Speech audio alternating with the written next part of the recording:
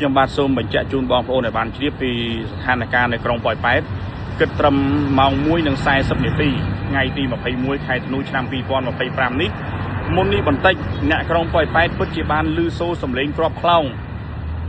បាទ6 ទៅ 7 គ្រាប់ផ្ទាល់ត្រចៀកបាទហើយក៏មានពាក្យចចាមអារាមខ្លះក៏មានសារព័ត៌មានមួយចំនួននិងប្រើប្រាស់បណ្ដាញសង្គមមួយចំនួនក៏ថាធ្លាក់កណ្ដាលក្រុងប៉ោយប៉ែតមិនមែនទេខ្ញុំសូមបញ្ជាក់ជូនឥឡូវនេះខ្ញុំកំពុងតែនៅក្រុងប៉ោយប៉ែតនេះផ្ទាល់តែម្ដងហើយបញ្ជាក់ជូនបងប្អូនអញ្ចឹងថាមកដល់ម៉ោងនេះកណ្ដាលក្រុងប៉ោយប៉ែតពុំមានការទម្លាក់គ្រាប់ឬក៏ផ្លោងចូលកណ្ដាលក្រុងប៉ោយប៉ែតទេណាប៉ុន្តែទីតាំងយោធារបស់ថៃគឺនៅទល់មុខនឹងក្រុងប៉ោយប៉ែតលើទឹកដីថៃបានធ្វើការផ្លោងណាបានធ្វើការផ្លោងឆ្លងកាត់ក្រុងប៉ោយប៉ែតអញ្ចឹងខ្ញុំនឹងបញ្ជាក់ជូនលម្អិតទៀតថាតើគ្រាប់ផ្លោងទាំងអស់នោះធ្លាក់នៅទីណាខ្លះដូច្នេះខ្ញុំសូមឲ្យបងប្អូនកុំអាល